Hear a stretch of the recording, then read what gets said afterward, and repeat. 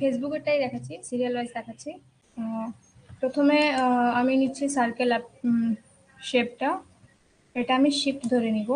যদি কম্পিউটারে করছো তাহলে শিফট ধরে করতে হবে, আর খাতায় করলে তো প্রপারলি ড্র করতে হবে সার্কেলটা। তো তারপরে এখানে আমি একটা দিব কালার, যেটা হচ্ছে ডিপ ব্লু কালার, এই কালারটা।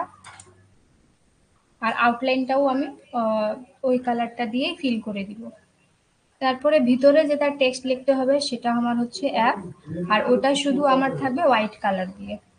তো ওটা আমি নিব এই টেক্সট বক্স যেটা আছে আমাদের টুলস বক্সের মধ্যে, টেক্সট বক্স। তো সেখানে আমি আগে আউটসাইডে লিখতেছি কম্পিউটারে, আর শুধু অ্যাপ লিখবো, যেটা আমার স্মল লেটারে থাকবে।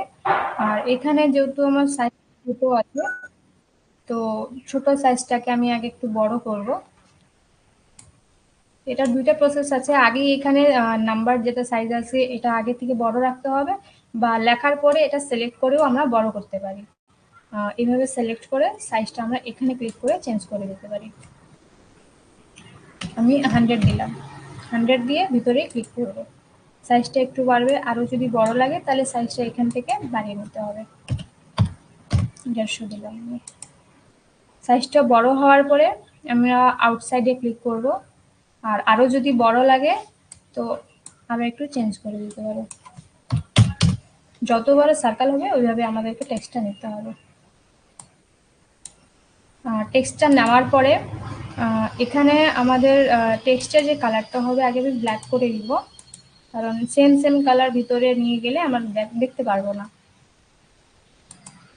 এখানে আমরা আরো একটু টেক্সটটাকে বড় করব। এখানে নিয়ে আসার পরে সিলেক্ট করে টেক্সটটাকে বড় করে নিতে হবে। সিলেক্ট বক্স এখানে আছে, যেখানে সিলেকশন লেখা আছে সিলেক্টে গিয়ে টেক্সটটাকে সিলেক্ট করে যত বড় তোমাদের শেপটা সার্কেল আছে সেখানে অ্যাডজাস্ট করে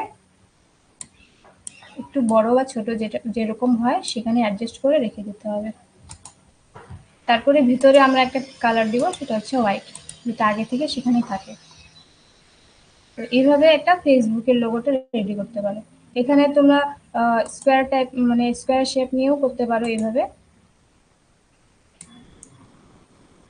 এইভাবেও থাকে আমাদের একটা ফেসবুকের লোগো এরকম।